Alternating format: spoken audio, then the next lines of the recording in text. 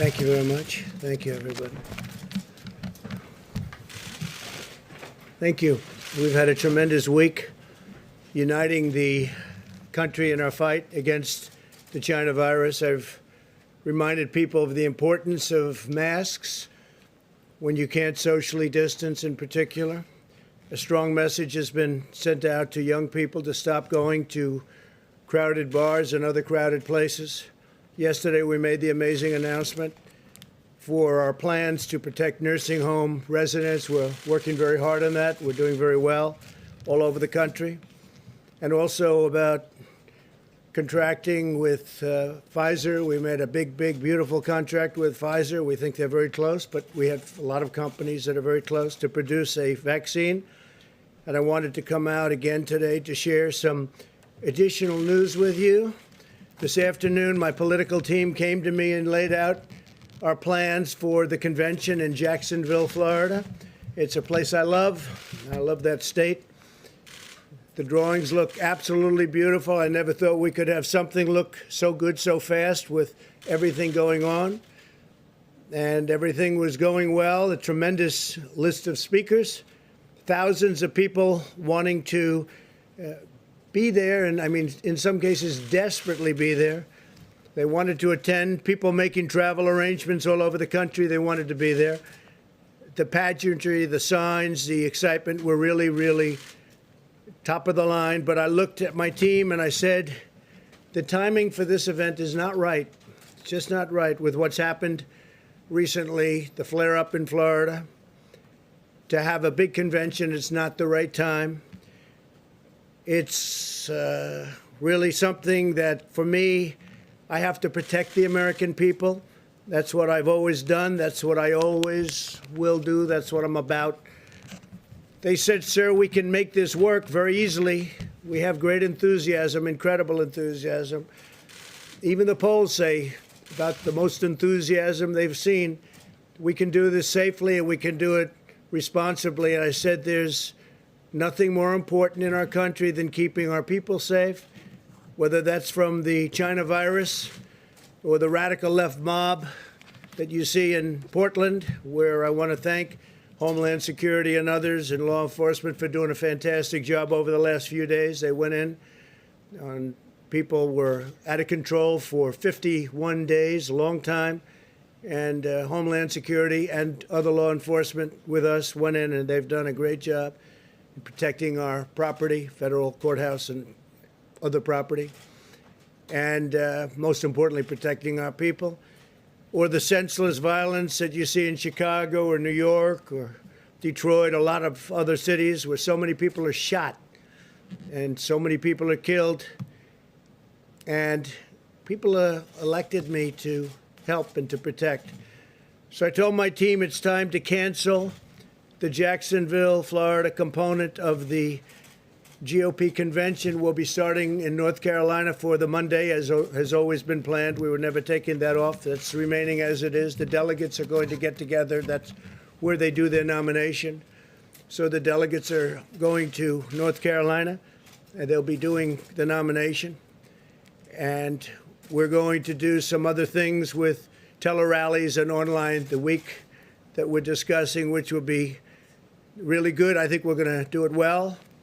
And I'll still do a convention speech in a different form, but we won't do a big, crowded convention per se. It's just not the right time for that.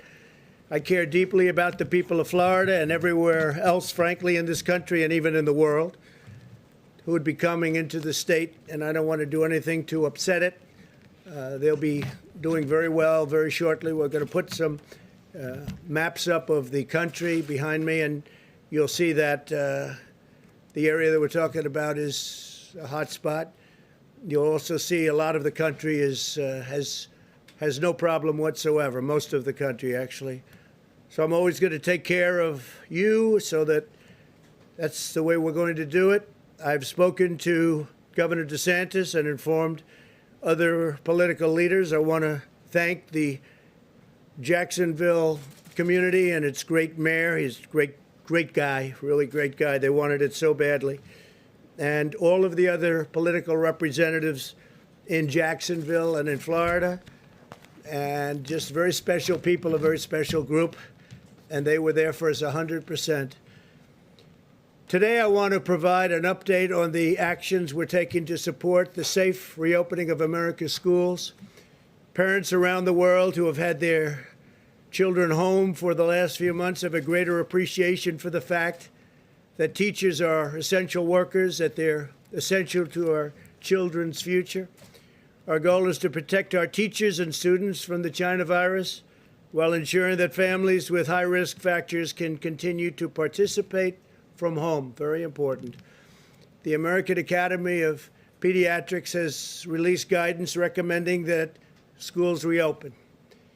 It said, quote, lengthy time away from school and associated interruption of supportive services often results in a social isolation, making it difficult for schools to identify and address important learning deficits, as well as child and adolescent physical and sexual abuse, substance abuse, depression, and suicidal ideation. This, in turn, places children and adolescents at considerable risk of morbidity and, of some cases, mortality. Beyond the educational impact and social impact of school closures, there's been a substantial impact on food security and physical activity for children and for families. So that's very important. And there's a highway, it goes both ways. The National Education Association recently stated, despite the momentous efforts of educators during the pandemic, online learning has never been an effective replacement for in-person learning and support. Being at the school, being on the campus is very, very important. One study estimates that due to school closures last spring, the average student will begin this school year roughly 35% behind in reading compared to the typical year, and more than 50% behind in math. That's a big statement. According to McKinsey & Company, learning loss will probably be greatest among low-income Black and Hispanic students. They're the ones that are hit the hardest. We don't want that happening. 30 million American students rely on schools for free and reduced meals. Over 70% of the students who receive mental health services do so through their schools. According to HHS, 1 in 5 reports allegedly having to do with child abuse. They have neglect, and these are neglect and neglected cases are submitted by education personnel. So people in the education world on the premises will be the ones that report neglect and other problems when they see the children. They know if they've been neglected, they know if they've been hurt or harmed in any way, whether it's at home or someplace else, but they see this at school. You don't get to see that if you're not going to school. It's a big thing. Fortunately, the data shows that children are lower risk from the China virus very substantially. When children do contact the virus, they often have only very mild symptoms or none at all. And medical complications are exceedingly rare. Those that do face complications often have underlying medical conditions. 99% of all China virus hospitalizations are adults, and 99.96% of all fatalities are adults. That means that children are a tiny percentage, less than 1%, and even a small percentage of 1%. In a typical year, the flu results in more deaths of those under 18 in the United States than have been lost thus far to the coronavirus. Many different names, many different names. The life of every child is sacred and must be protected. Our sole focus is the health and well-being of America's children. I have a very, very special person who loves children, who's I think one of the greatest athletes of all time. A lot of people say the greatest pitcher of all time. Known as a relief pitcher, could have been whatever he wanted. Some people, he is the greatest reliever of all time by far, substantially more saves than anybody else. In fact, he got the Presidential Medal of Freedom recently. And I'm reading off these stats. I knew he was the best. I knew he was great, but I didn't know it was almost double anybody else. But he's a man who loves children, has children, loves children, works hard with children. We're going to go outside and be with some little leaguers. Mariano Rivera, you know, he's the Sandman, right? My wife said, darling, why do they call him the Sandman? I said, you know, they play the song. He just puts the batters to sleep. And that's exactly what happened. So having Mariano here is a great honor. Thank you very much. He was talking about children in schools. And there's nobody that's done more than you have. Thank you very much, Mariano. Fantastic man. Given these considerations, we believe many school districts can now reopen safely, provided they implement mitigation measures and health protocols to protect families, protect teachers, and to protect students. And we do have to protect the teachers and the families also. We have to remember that all families should be empowered to make the decision that is right for their own circumstance. This is especially important if a child has underlying health conditions or lives with a parent or grandparent who's at higher risk. In cities or states that are current hotspots, and you'll see that in the map behind me, districts may need to delay reopening for a few weeks, and that's possible. That'll be up to governors. The decision should be made based on the data and the facts on the grounds in each community, but every district should be actively making preparations to open. Again, the children obviously have a very strong immune system, maybe even as strong as yours. They seem to be able to fight it off and not have a problem. So it's pretty amazing, actually. Great, great credit. Our strategy to safely reopen schools mirrors our approach nationwide as we race toward the completion of a vaccine and therapeutics. The responsible path is to shelter those at highest risk while allowing those at lower risk, much lower in the case of young children, to resume work at school, and as long as everyone practices vigilant hygiene and social distancing. We want that. A permanent shutdown was never the strategy, which would ultimately lead to greater mortality and irreversible harms. We don't want to do that. At the same time, we have to get our economy going. We had tremendous numbers issued yesterday. Housing prices, pricing of housing up 21%. It's the highest in history. It's the highest number in history. Real estate housing went up 21%. Today, the CDC will provide additional guidance for how schools can reopen safely. I hope that local leaders put the full health and well-being of their students first and make the right decision for children, parents, teachers, and not make political decisions. This isn't about politics. It's about something very, very important. This is not about politics. I even think it's bad politics if you do the wrong decision. Very bad politics. We're asking Congress to provide $105 billion to schools as part of the next coronavirus relief bill. This funding will support mitigation measures such as smaller class sizes, more teachers and teacher aides, repurposing spaces to practice social distancing, and crucially, mask wearing. This money is in addition to the $30 billion we secured for schools and universities earlier this year. That money we have, some is distributed and some is not distributed. If schools do not reopen, the funding should go to parents to send their child to public, private, charter, religious, or home school of their choice. The key word being choice. If the school is closed, the money should follow the student, so the parents and families are in control of their own decisions. So we'd like the money to go to the parents of the student. This way they can make the decision that's best for them.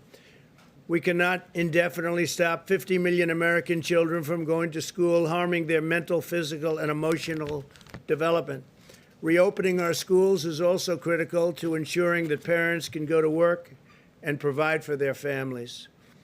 The Council of Economic Advisors estimates that 5.6 million parents will be unable to return to work if schools do not reopen this year. It's a tremendous problem. It's a tremendous problem. Schools have to open safely, They have to open.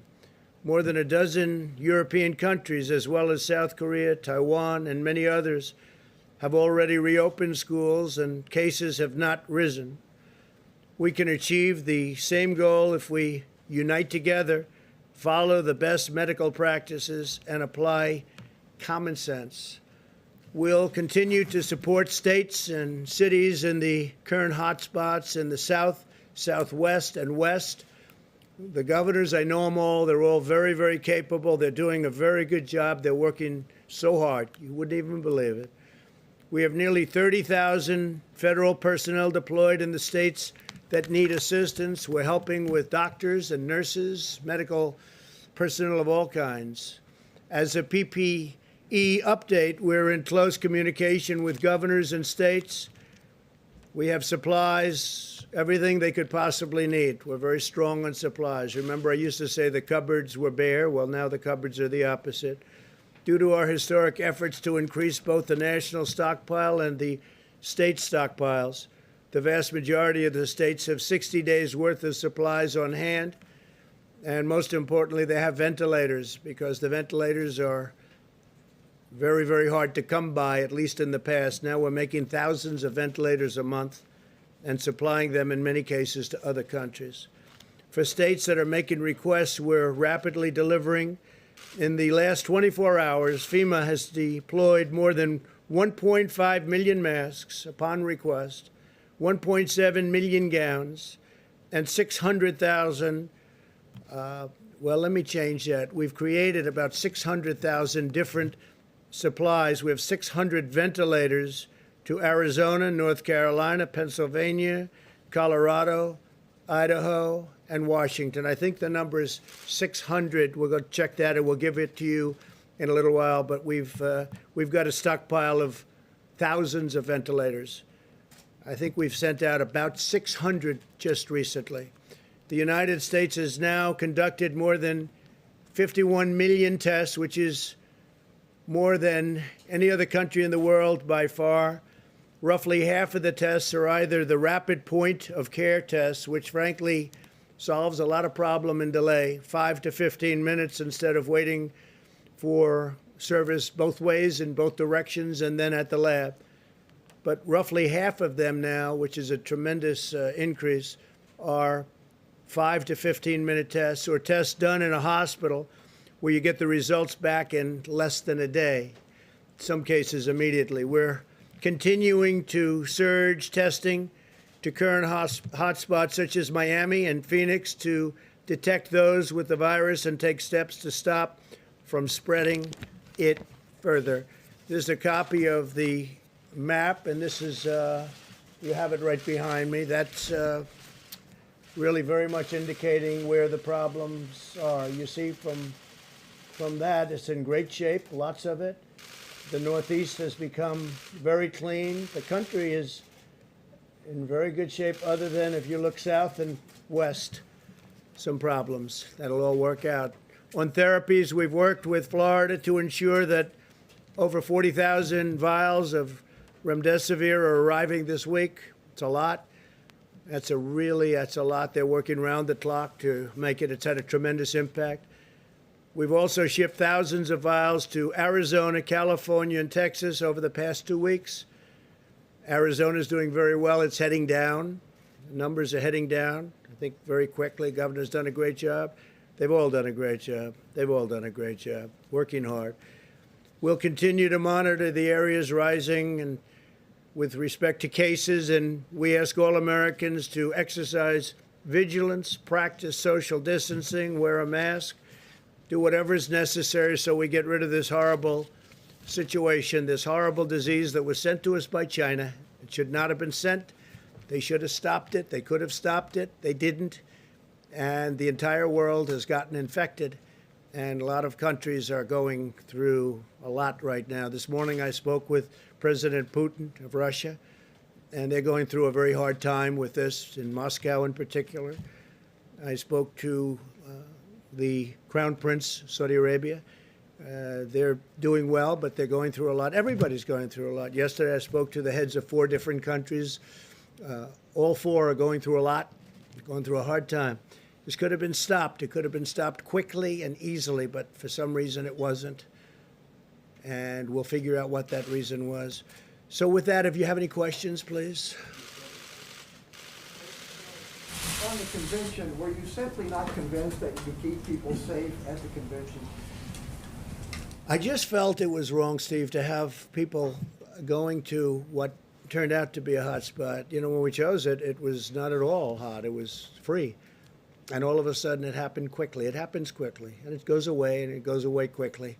The key is we wanted to go away without a lot of death, without a lot of problems, and we're learning so much about the disease. That's why we're very cognizant of nursing homes. We're watching them very carefully, and people over a certain age, and especially people over a certain age with diabetes or heart disease in particular, but with a problem.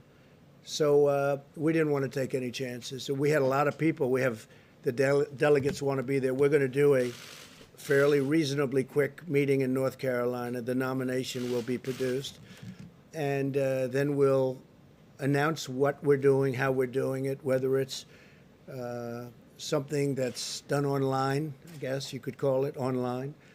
So there can be nothing like our last convention. Unfortunately, that was a great convention and in a great place, as you know. We had a great time in Cleveland, but it's a different world, and it will be for a little while. We want to get the world back to what it was, and I think we'll have that, including great job numbers, including so many things that are happening so positive. I have to say the stock market is close to records. For NASDAQ, it is a record. It's already exceeded. We haven't set that yet, Steve. We'll have that. We'll probably announce that over the next few days. Are you worried this might dampen enthusiasm for you? Look, we've